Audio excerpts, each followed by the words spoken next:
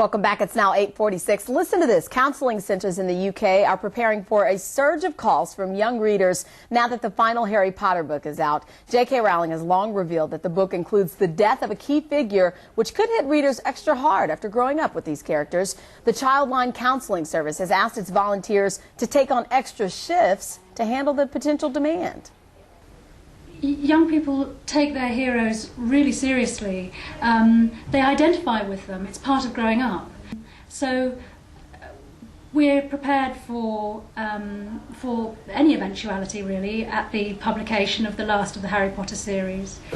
Wow, and they're not exaggerating. Some 6,000 kids called the center back in 2006. This is big. Clayton? Absolutely. The death of a main character. Who knows? So what's next for the millions of Harry Potter fans? Joining us now to talk more about this is Dr. J.T. Barbarese, who is a professor of English at Rutgers. Dr. J.T., thank you for joining us this morning. Thank you for this is a phenomenal, it seems to me, a phenomenon worldwide. 8.3 million copies of the book sold here in 24 hours. We were talking last week about a new study that came out, was pointing specifically to kids' reading rates. Do you see that after the Harry Potter series comes and goes, that children will be less drawn to reading or more drawn to reading?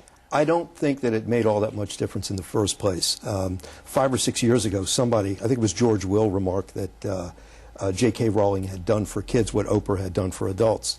And I spoke to children in Gloucester Township at the time. I was doing workshops with teachers and students.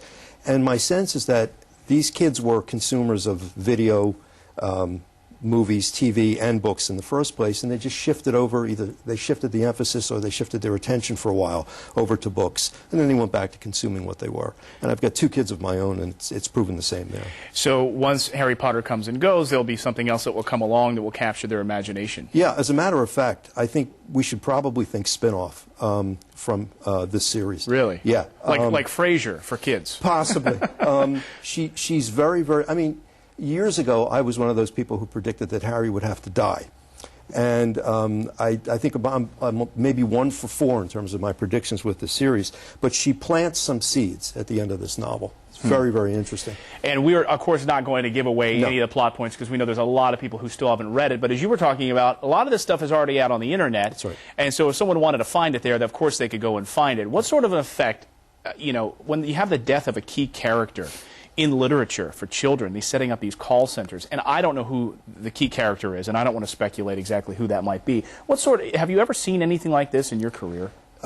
I guess when Bambi's mother dies, people have, those were the, I mean, I remember being in the theater when that happens, and I was stunned. It's not like that, and partly because death is not really death in the Harry Potter series in the first place. I mean, remember, you have pictures of the departed on the walls at Hogwarts that communicate with the children there. Harry's parents in the first novel communicate with him through a mirror. And there are ghosts. In fact, in my favorite of the series, the second book, there's a ghost in a toilet, moaning Myrtle.